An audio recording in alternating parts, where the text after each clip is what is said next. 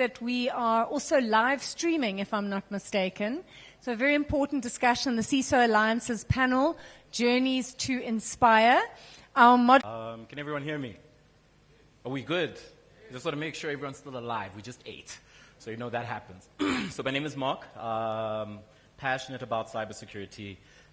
Haven't been in the industry for that long. But definitely someone who loves to believe in protecting people. I am a cybersecurity manager at KPMG, so I look forward to engaging with all the people that have joined. And I will hand over. Thank you. It's good afternoon, everybody. I was really afraid about the after-lunch slot. I was worried no one was going to turn up. So I'm hoping more people do show up because I think our discussion is going to be a very robust one. I am Nolini Lingomalea. I am the Group MD for Red Hat Digital. I've been doing this for, I think, about 25 years now. So I'm really hoping that we bring some of our knowledge and that we're able to impart it. One of my key pillars of is with regards to the elevation of women in the workplace, especially in ICT. And I'm hoping to bring along with this panel our experiences, and we hope to inspire the next generation of women in ICT. And I'll hand over to Samantha. Thanks, Knowles. Good afternoon, everybody. I'm Samantha Singh. I'm the founder of a company called Fluid Intellect. We are a fresh startup in South Africa, and we are focused on building up a digital economy, cybersecurity, one of our main focuses, and yes, being part of the Journeys to Inspire team really helps us with advocating tech for good and advocating women in technology. And yes, that's our purpose for being here today. Okay, thank you. So if you don't know what the CISO Alliances are, it's a union formed for mutual benefit, and there are multiple streams, and I invite you to join us at alliances.global is our website, and you can check it out. There are multiple streams, so there's whichever one speaks to you around mentorship, there's leadership, there's pathways, there is OT, there's third-party vulnerability, there's different streams and programs, so please check it out at alliances.global. Highly. And then, which brings me to the next part. So as part of the CISO Alliances, one of the projects we co-founded was called Journeys to Inspire. Journeys to Inspire is for women leaders in STEM, and it's around changing the narrative and women in ICT, people wanting to enter cybersecurity. And our topic today covers barriers to entry and allies in cybersecurity. So it's a forum to support women. We host a podcast. We're sharing our journeys and how we got to where we were and how to enter this field and navigate the challenges that we face, from stereotypical, the biases that we face every day in a male-dominated environment to just general things. Okay, so October being Cybersecurity Awareness Month, and the topic being see yourself in cyber. We know that sitting here as cyber professionals, that by 2025, there will be 3.5 million jobs short in cybersecurity. This is a global problem. So speaker one, Mark, what are some of the primary barriers to entry in the field of cybersecurity, and how do you think they've evolved over time? Okay, thank you. In terms of barriers, so I think I always like to start stuff with a story because I believe, it's something that's very relatable, right? So I'll start off before just answering is actually my background and, the fact, so I've only been in the cybersecurity realm for close to about 3.5 years, right? Which is quite young, I think, if you think about it. So that second question is going to throw me off in terms of how much has it evolved, right? And I mean, I come from an IT background, but never really thought about cybersecurity. So one of the things which I've seen and experienced as a fundamental issue is around a high expectation of a lot of experience, right? So there was a day when I was literally just scrolling through LinkedIn, and I said, let me see what junior positions require. And it's interesting to understand how they'll say a junior position needs to have, maybe it is a CISM, which is your Certified Information Security Manager, right? And if you actually look at the requirements for you just to be certified, you need at least 5 years of experience. So in what form or way is that junior, right? So it was a question that came up. and if you look at it also from a more technical side, you've got your things like CISP, right? And you ask yourself that how is this a requirement for a junior to come in, especially when we look at how cybersecurity is consistently evolving, right? So that's one of the barriers I've actually seen and experienced. So lack of experience being a key main barrier, and 100%. lack of for entry-level candidates. 100%. That's Okay. definitely one of the things I've seen. And I think a second thing that I've also picked up is, and we are seeing a huge growth, specifically where diversity is being spoken about and inclusivity. However, when we look at it from cyber's perspective, it seems as if we're still lacking behind, right? There is still a view that the people who are in cyber should have been, the same people who were probably in what was previously called information security, right, or information technology.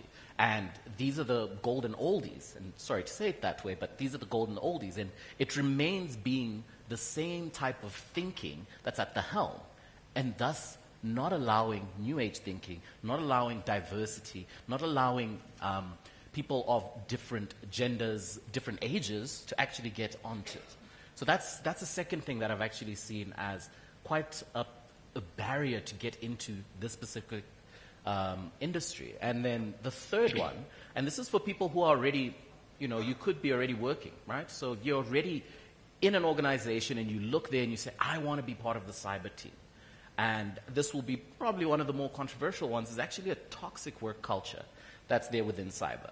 And saying it in the way that could potentially actually it's unbiased, or it's biased actually, not unbiased, but it's biased. People being unaware that there is a thought of how people in cyber must look like, how people in cyber must talk, and thus creating this atmosphere where it's sort of like a club that you can't just get into, right? Because you don't talk like us, you don't speak like us, or you don't think like us, or you don't have the same background as us. So you can't sit with us. So you can't sit with us, Okay. right? So it becomes almost like that golf club that you can't just get into. So those are three things that I've actually seen.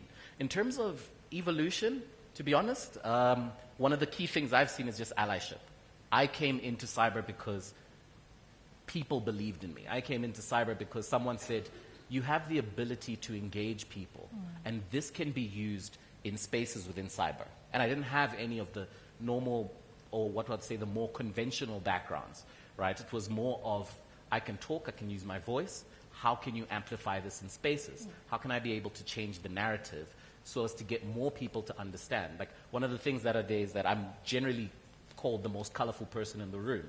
As you can see, I've got a head wrap on, right? And most of the ideas of people within cyber is that it's the people in the hoodies, it's the people in the grays, it's the people in the blacks, right? The more pastel type of colors.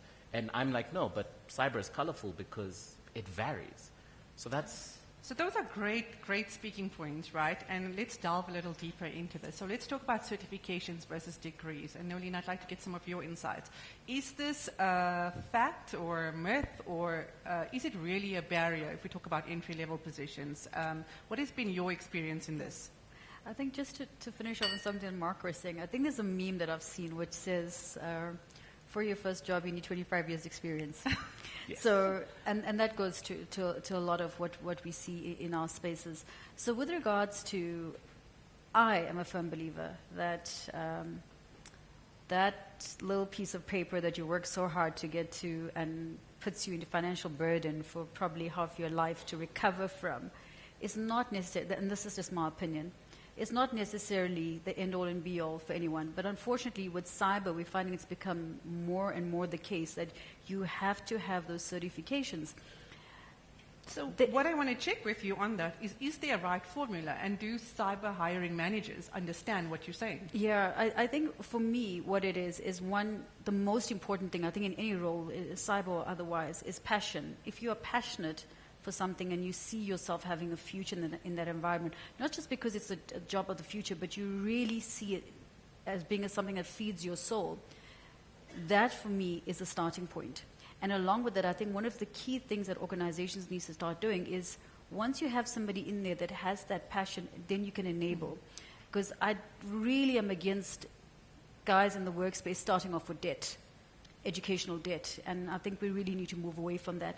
I think there are easier ways to do it. Not to say education is key, hands down, and it's imperative that we do it, but I don't think we need to put learners or first-time employees into a situation where you have to have a string of certifications and degrees before we give you your first job.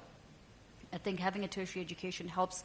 It's one of the entry points into the workspace. But I think once you've gotten that, if you, for example, want to get into the ICT space and you've gone and done your BSc in IT and you come in, I think more and more employers need to say, when you're in that space and you've identified what you want to do, we can then enable you because we see that you have the potential to do greater and be greater, and maybe then create the opportunities without creating that debt up front.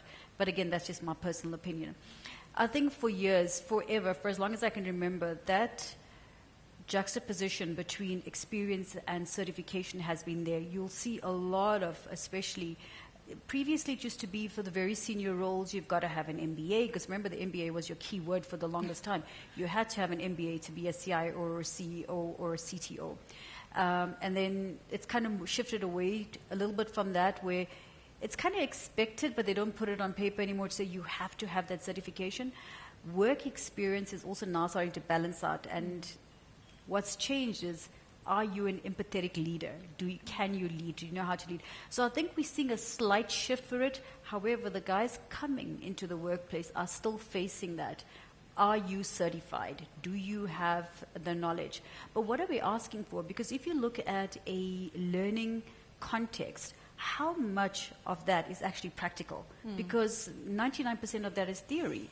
So how much of that theory is still applied, considering in a cyberspace, it's changing almost every day. Something new is coming up, something more adventurous. There are greater hacks, there are greater hackers, better hackers, new ways to hack. How much of what you learn is going to apply? What you've learned 3 years ago is going to be applicable now. So those kind of things, which then also comes back to the barriers of entry, kind of just all feed in together. So I don't think there's a surefire way, to be honest. I think organizations need to look at what works for them and what has proven productive for them. And I really and truly believe, if you look at just a quick one. When I was speaking to the dean for Gibbs, she was saying, and this was a conversation about 2-3 years ago, she was saying at that point in time, if you look at the 19, 20-year-olds, none of them want to work for corporates. They all want to be entrepreneurs. So the level of loyalty is also diminishing. People don't want to go into work environment, be told what to do, and every 20-year-old wants to earn $1 million in their first year. Okay, so you really see the shift. You know, if I had to look at my granddad who worked sort of 50 years and got a gold loyalty pen, in a company, a gold right? pen or whatever at the end of it, and that was the level of loyalty.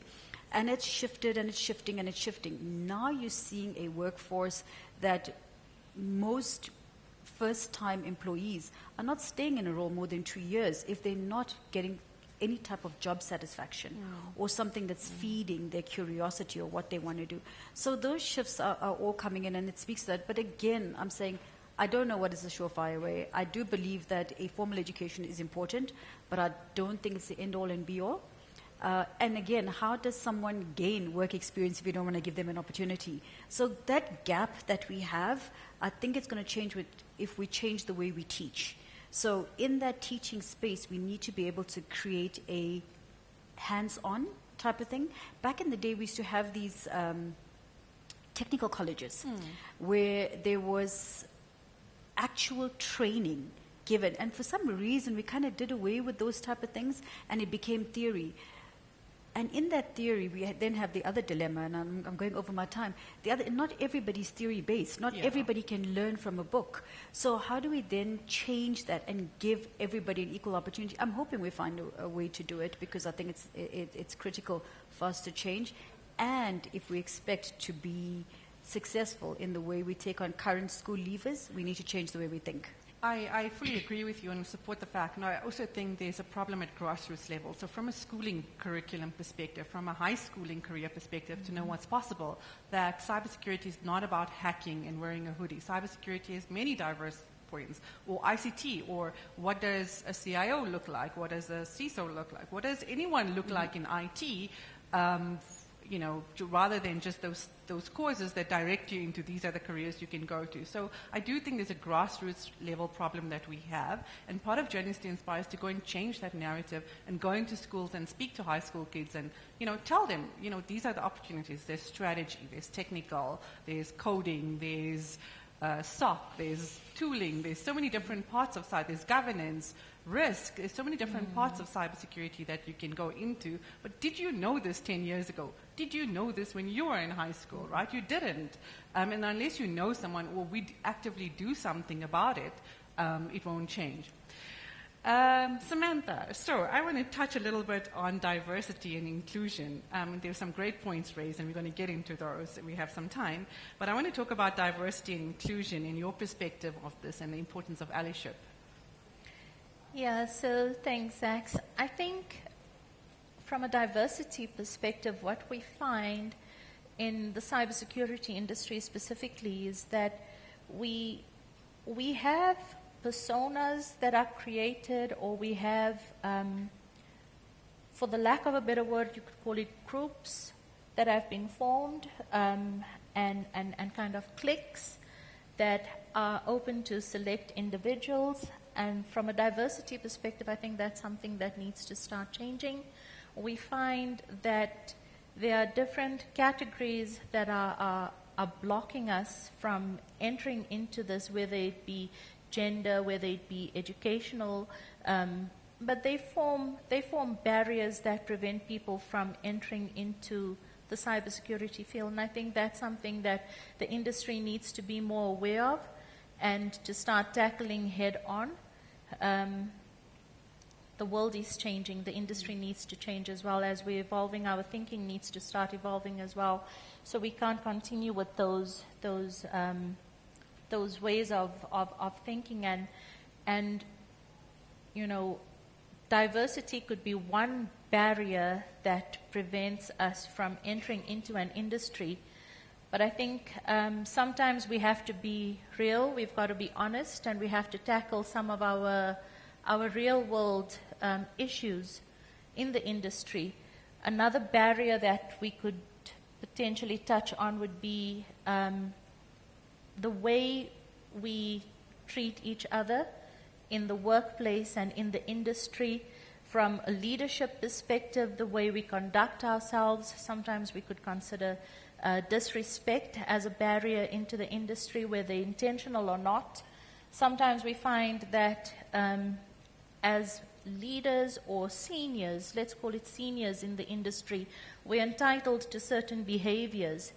And because of a title, because of some sort of qualification or accolade that you possess, it feels as though you are entitled to certain behavior.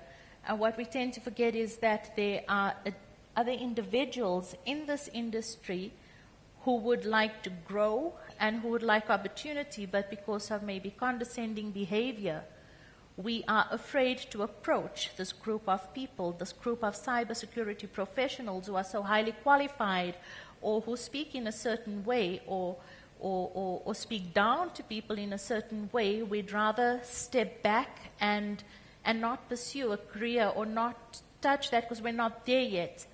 And the alternative to that would be, if you can't beat them, then join them at the compromise of a value system. So if you're not prepared to beat them and you really can't join them, where does that leave you, especially as a young person who wants to pursue this as a career? So that's a great point, which leads me to my next point, and we discussed this earlier, right? So I want to turn the conversation a little bit controversial, and audience, if you have any questions, please just keep them for the end.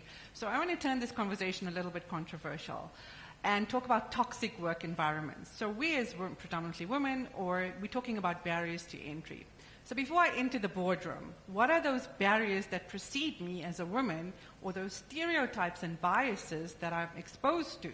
Is it boys club, that I don't play golf, I don't cycle, so I can't be part of the whiskey club and social conversation, business development we spoke about. I can't have access to that information and those deals because I'm a woman that doesn't drink, I don't, have after hours, I have commitments.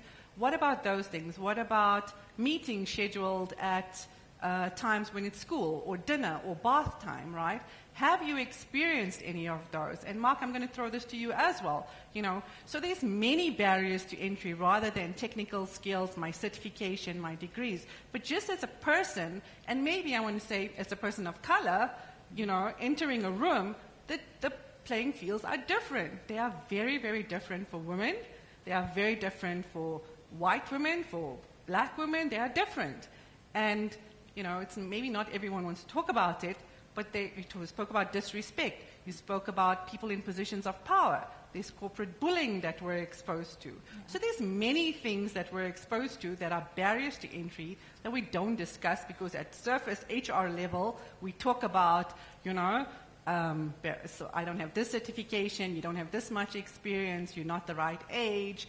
But what about being too ambitious? Have you been labeled you're too ambitious? Have you been labeled as a woman, you shouldn't say, let me say what I need to say, and you do the work, but give me the glorified platform to say what So I can see there's a lot of things happening over here, things being stirred, and I want to hear your thoughts. Whoever is ready to go first, the floor is yours. I think if I just add to what Zach said now, I think it's an unfortunate reality, and it's something we don't always want to face head on because it's a sensitive topic, but it unfortunately still exists today where we've got the bias against the female voice, especially when it comes to technical topics. And I will be courteous enough to say that it's not the majority. So it doesn't address all males in the industry. Over here. Yeah, we definitely are not. The issues. It's just a barrier that does exist, and that we feel that so it definitely needs to be addressed, especially when a female is pursuing this career path organically, where you have done the time, you've done the work, you've achieved what's needed to get there, but you're still pushed back. And I think that's something that really needs to be addressed, because as she said, being told you're too ambitious, what is that? What is the definition of being too ambitious? Well, would you say that to a man? Would they say that to a man, that you're too ambitious, because man is supposed to be ambitious, but you'll say it to women, right? Also, what about things like applying for jobs, because I don't meet all of the qualifications, but if I change my name, and there was a study done where a person changed their name and applied as a male and a female, and the male was granted entry into the job and the female wasn't. So all the stats exist, and these are real stories that happen. Studies have been done, and hands-on stories. Nolene, do you want to share your views? Yeah. You can see there's a lot going on there because so much of it resonates. We've all experienced it, right? Yeah, I have, unfortunately. And I say fortunately I've experienced it because it helps me help the next generation of women. And unfortunately I've had to be a part of it and experience it for myself. I think as a woman of color in an ICT space, it's something you experience. For the longest time, I am a very forthright person. I speak my mind. I've never held back. It's who I am. And maybe it also started off because I always worked in an all-male environment. And you start learning how to manage and handle those situations. And you become a little bit tougher, which is not necessarily what you should be, though. But what I have had is many times where you walk into the room and it used to frustrate me until I just learned how to manage it, where I'd walk into the room and say something, and then a guy would say the exact same thing, and the person cheering will go, oh yeah, as Mark said, and I'll be like, what the actual just happened? Because, I just said the exact same thing. And when you're younger, you want to be defensive and go, but I just said that. Then you just learn how to play the politics a little bit. And for me, it was a bit different because, one, I don't cycle. Two, I don't drink. So a lot of these things and a lot of these events, I started being excluded from because I didn't want to. I don't. And exclusion is also part of diversity, yes, right? it's a massive thing because I took a decision when I started my career that socializing would be kept at a level that I would always maintain. If I needed to have a drink, I would have it with my friends and my family because that's where I'm comfortable. I don't need to do it in a work environment. And it became a problem because I didn't, and people felt I didn't want to socialize. It didn't mean I didn't want to speak business. I just didn't want to get drunk. And that's my prerogative. So why was it then used against me to exclude me? And then you'd walk into a room and then people would think that I was addressed as administrator many times. And I'm like, okay, I'm not sure who's administrator. And I was actually addressed Make as, the coffee, take the notes, yes, you know. and even recently somebody's like, you know, and I'm Group MD, right? And somebody referred to as Lillian will do the administration. I was a bit taken aback, and I thought, oh, it's okay, it's fine. There's nothing against administration. If I need to do it, I'll do it. But understand why. Is it because there's all guys there, and suddenly I'm the only woman, therefore you need to downplay my role, or that I need to take a step back? And what are those stereotypes that you experience in that moment, right? Yes. Is it because you're the only woman in the room that you're expected to take the notes, or is it because you're the MD? Like, why should you be taking the notes?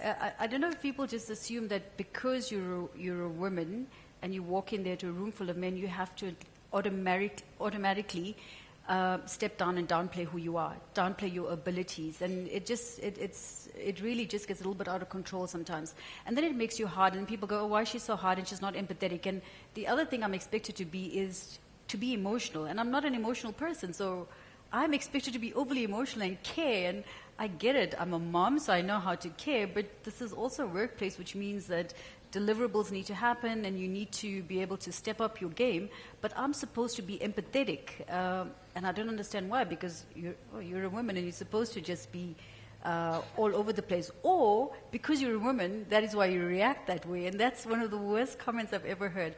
You know, women react like that. And I go, okay, but I'm also a woman. I'm sitting in this conversation, so how do you want me to react to that statement? You know, lots of times I've heard people say, oh, she's a woman, that's why she's reacting like that. So, you know, those are the type of things we're dealing with every day. But I was saying to the ladies, a very beautiful thing that I had experienced was Lynn Brown, when she was, you know, at her helm, had this rule where she'd never had meetings before 8 o'clock or after 5, because she took very specific things into consideration, and not to say women must have special privileges, but because there are certain things that they need to do. So, for example, they need to help get kids ready in the morning, and it's an equal responsibility, husbands and wives, of course, but they want to get kids ready for school, they want to pack lunches, in the evening they need to cook dinners. And I took my cue from that. I don't have that responsibility because I have an adult child. So, and I'm lucky enough that when my kid was growing up, I had a husband who was very hands-on and he helped. A lot of people don't have that luxury. So I'm very cognizant of that fact to say, in this current environment, husbands and wives or partners play an equal role, and they need to be there for their kids and be able to do things. So I take away that and ensure that I don't have anything before 8 o'clock or after 5 or 5:30 in the afternoon. And I think those type of things, to be able to understand that people have families and there's a life outside of work, and that we help accommodate for that. Absolutely. So in the spirit of still being controversial, Mark, let's hear from you.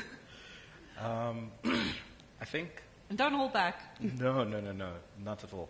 I think I'll share maybe firstly from my experience, and I want to go to touch on something, Nolene, you brought the word empathetic, right? I think everyone in this room at some point has felt undermined at some point. You felt sad, you felt happy, right? So just hold on to that for a little bit, right? So one of the things that I've experienced is stepping into a room. I'm the person who is always questioning things. I've always questioned, why is this like this? Why should it be done this way? Is this the only way that it should be done, right? And some of the things that I've been told is, you're a bit too young, right? So that's something I've got quite often, right? I've just been told, no, you're a bit too young for this, or you don't have enough experience, which is 100% true. But my one mentor mentioned that, you know, you've got certain levels of experience that you can gain through going through it, and then experiences where you get the lessons from other people, right, which can start to inform how you're going to interact in an area, right? So in that space, I've had moments where I felt belittled just because I am young, right? I'm not going to take that away. I definitely know I'm not the person with the most experience in a room. But why should that be a factor for my voice not to be heard, right? And why should I be made to feel as if I cannot contribute in a space, right? So that essentially, so there's one of the things that you mentioned is, which I'll talk on, is allyship, right? And I said that is one of the things that has evolved and got me into this space is when I think of myself, and then now, specifically one of the reasons why I'm also with Journeys to Inspire is because of how I believe that the world has treated women in specific spaces where it's male-dominated, right? So in my head, when I'm like, when I felt this way, what more would a woman feel in this same space, right? Because that is what empathy essentially is talking about. Because if you've felt that feeling before, it doesn't necessarily have to matter in terms of what gender, or it doesn't have to matter in terms of what rank, but as a human being at the end of it, you felt a particular emotion, right? And honestly speaking, when I look at cyber and I look at I love to read so much, like I'm always looking, and I think how many people are sitting at the helm, specifically women of color, specifically women, specifically young people, sitting at the helm, right, of these already male-dominated spaces, right? And then you ask yourself, the question is that, how are we going to be able to bring about change if the helm is the one that's not changing? Right? So it becomes particularly difficult. It becomes very hard for you to even want to get into that space. Because again, you're like, I'm one person, and I get it. You know, we're always told that, listen, your voice matters. But does it matter where it makes the most impact? Is That's really a great the question. point. Right? And how can it matter in those spaces if it's not even going to be given the chance to speak or to be heard? Right? I think as human beings, all of us feel the need to be heard. We want to be heard. It doesn't matter what space you're in. It doesn't have to be an industry. And to belong. And to belong, yes. It doesn't matter what industry you're in. What matters is it's an innate thing for us as human beings to want to be part of something, right? Now, if you want to sit in a space of change and you can't be in that table, my mentor always says, listen, if that table is not inviting you in, bring a chair, bring a crate. Doesn't matter. I'll stand by that table, right? Because it might be the only way that I get seen, but it doesn't have to be that way. And that's essentially what we are pushing for, right? So like in talking about cybersecurity and still on this controversial side, one of the things I try to do is think about the allies I never had to be able to say, I will be that ally. I will be that person who I was hoping I had when I was in that space, because that's how I can be an agent of change in that type of environment, right? So Zach's like on that.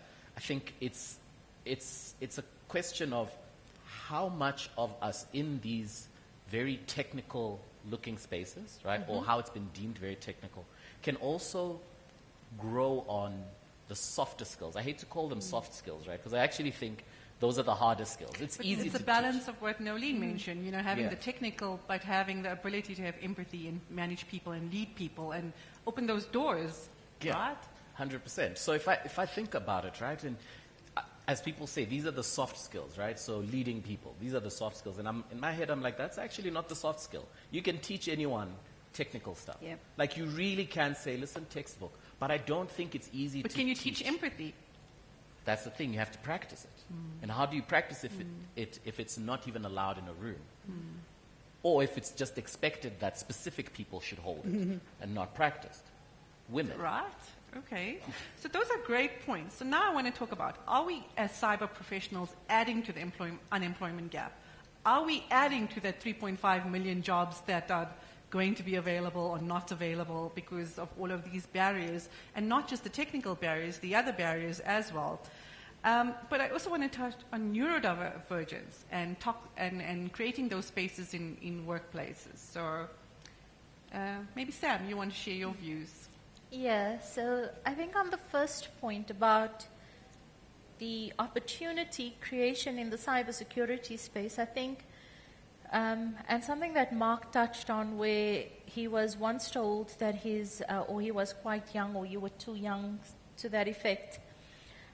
And what's required for the youth to enter into this industry, and which touches on what Nolene said as well, about qualifications and experience, or qualification versus experience.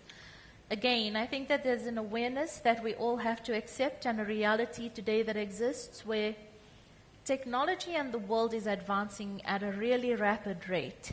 Okay? Why we believe that the youth are not capable of advancing at that rate as well. But it's that curiosity that Exactly. they have, and the logic and the discipline, as opposed to the technology. Exactly. But let us take the other reality about the smartphone, for example, and connected homes.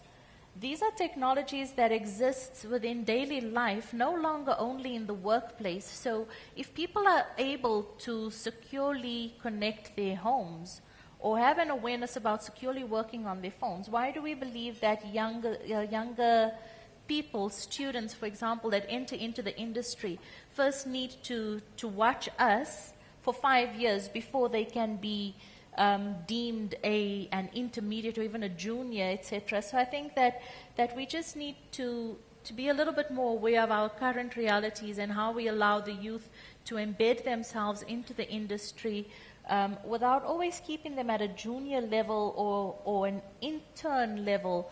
There's a lot more empowerment that can be done for younger people, because some of the topics that we cover in cybersecurity today are not just specific to the industry anymore. They now apply to daily life as well. So it's not as niche as it used to be a couple of years ago. These are technologies that are embedded in our daily lives, and to assume that people are not going to be able to, to cope with these highly technical topics, I think is a flaw on the side of the industry. Neurodivergence, I think, definitely is something that the industry needs to embrace. When we understand the different types of thinking patterns and behaviors of different individuals, you spoke about it when you said cybersecurity is much bigger than just hacking. It's so much bigger than just a firewall. There's governance, there's SOC. Governance versus SOC, two totally different types of disciplines which would require different behaviors and different responses. The person who responds well to governance might not be the person that responds well in a SOC environment. If we had to take somebody maybe with ADHD, who is always at it and is always busy, and put them in governance, that requires a little bit of a focus and strategic thinking. Or just on that, put them in work hours where they don't function in an 8 to 5 work hour. I function brilliantly after hours, right? Yeah, exactly. So identifying the neurodivergence, diversity about individuals can actually help the cybersecurity industry thrive, because the varied disciplines in an information security management system requires different types of personalities and responses. And I think that that's definitely something we need to start opening our minds to when we select individuals. I just think that having somebody, if all of us here have CISP, it doesn't mean that we're all going to function well in every single discipline in ISO 27001. It just means that we've got the technical skill, but how do we actually deliver in that role?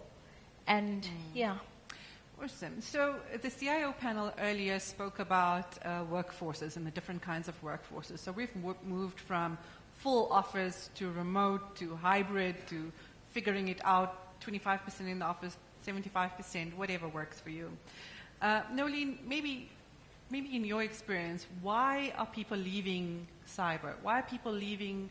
Have you experienced people leaving because of burnout? And it speaks also to toxic, but in a different kind of toxic work environment. Maybe your thoughts? Yeah, I think honestly, I think it was about 15 years ago, and someone reminded me recently where I always advocated for working from home. And I thought, if you want to reduce your costs within an organization, infrastructure costs, etc., working from home would have been the best bet. And obviously COVID came along. But with all of the negatives of that, the positive impact out of that came that we allowed neurodivergent individuals to be able to operate at maximum in their own space, which I think was fantastic. One of the things that it's helped us, if I think about it, Zach, in terms of how we manage people, and it's a fine line in terms of, because you've got different personalities and people that operate in different generations, correct, right? and who are optimal in different environments, and trying to understand that. And if you come from a conventional, be at the office from 8 to 5 every day, And to adjust to that, it becomes a bit difficult. And then also managing people and expectations and how they operate, etc.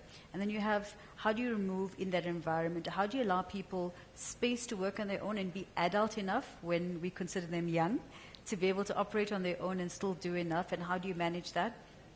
And then how do you then manage what we have known as toxic environments with the new type of workforce and what we do? We are in some very different uncharted waters at the moment compared to where we were 3 years ago in terms of how we work and how we deal with people and how we deal with newcomers. I honestly believe that the way we work has to change. The way we treat people has to change. And we need to embrace new ways of working. We're constantly talking about change management, new ways of work, adopting new ways of work. And everything to date, I'd say 90% of it is on paper. We are able to implement maybe 10% of those changes because we are so set in our ways. I'm really hoping that we change the way we work. And I always say this, and you guys know this, I say this on the group as well. I firmly believe that us women here, and Mark, you know, the generation before you, unfortunately, have to ensure that we do not create the same issues for the current generation and the next. We are here to clear the path and create an easier ways of work. So I'm hoping we do that, Zach, in one way or another, that the next generation of women in ICT, and we need to create that path for women especially, to say that they never experience the issues that we've had as part of the new journey. So through all of this, what I'm hearing is that it's about people at the heart of it. Always. And recruit people and train for skills is what we've spoken about. I'm saying take the passion. Take the passion. And harness the passion. And have mentorships, have partnerships, and, all of those thoughts. And respect. Any final thoughts before we wrap up or take any questions? Mark? Look, I think... On final thoughts, I think when I think of cybersecurity now versus when I first got introduced to it, right, as a theoretical subject out there, I think we're at a point where, and it was said in the previous panel, is around having security in everything that you do, right? So cybersecurity is not now just like a specialization, right? But I think security by design. It's security by design. Like the reality now is when you were, and I always like to use these examples, right? Where when you're building a home, you've also got security in mind, right? That's the first thing you do when you're designing. And those layers or levels of security. 100%, right? So when I think of a workforce and you think of an organization now, they need to consider the risks that exist and essentially say, can we recruit security by design as a behavior? And manage the business risk. And then you manage the business risk because it's been separated. So I think as a takeaway, final words for me is starting to put cybersecurity at the forefront of every activity, end to end in the business, from the recruiting part, and then understanding that if someone's in HR, how can they still add security? If someone's got a background in marketing, how can they still be part of the wider security community? So I think that's what I would look at. Sarah? Yeah, I think it's what we've said. The awareness of the industry and the world that we live in today, and the inclusion of individuals from different backgrounds. I also think that's what we're striving for with Journeys to Inspire. I think we're strongly, from a Journeys to Inspire perspective, we're strongly advocating for a swift change in the industry and the way we approach cybersecurity, inclusion of all individuals and different backgrounds, and to just try, based on experiences in the industry and our own individual journeys, to start crafting a more positive path for those still to come. Awesome. Are there any questions from the audience? Do we have any questions? No? Then Nolene, I'm going to hand over to you for final thoughts. Yeah, thank you. I just want to say, cyber, currently you're the cool kids, right?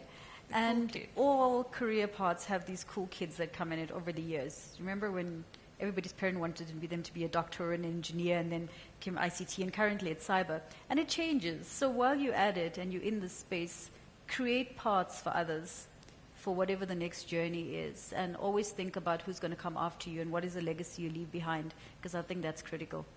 Thanks, Zach. Absolutely. I couldn't have said it better. For me, it's about sending the ladder back down. And again, you have that ability, like I shared this morning, you have that ability to make a difference. You just have to decide what kind of difference it is you want to make.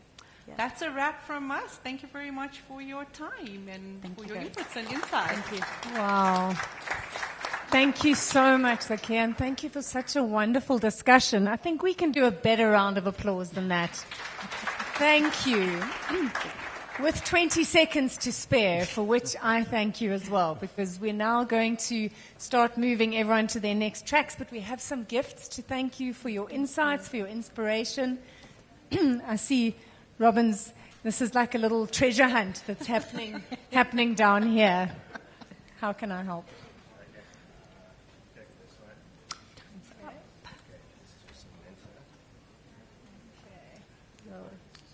Thanks, Robin. For Nolene, thank you so much. We're keeping Robin on his toes with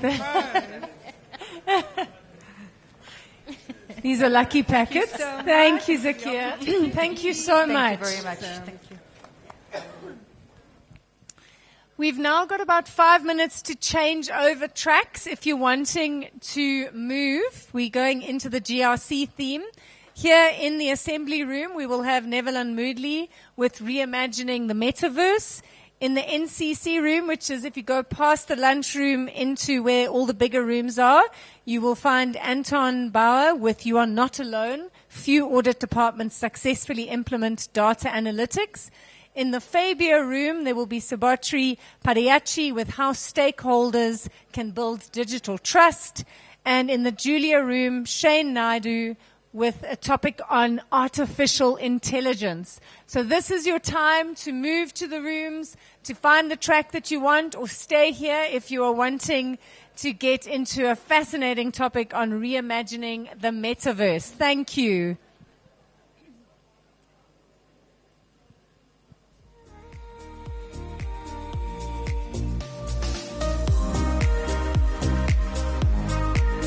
You can see the tracks up on the screen.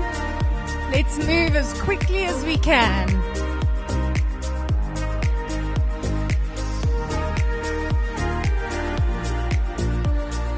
Take another chance, take a fall, take a shot for you. I need you like a heart needs a beat, but it's nothing.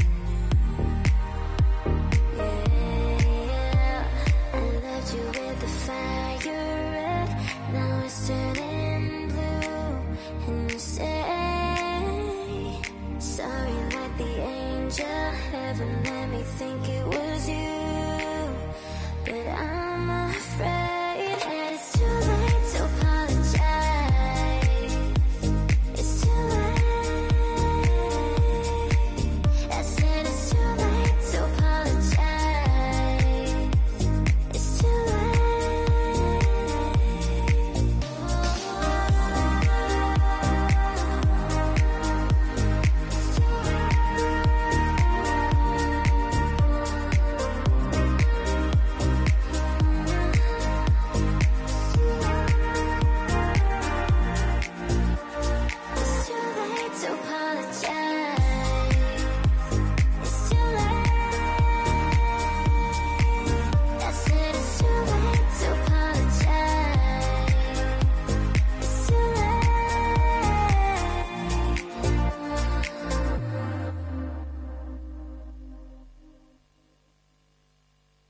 You could put some joy upon my face.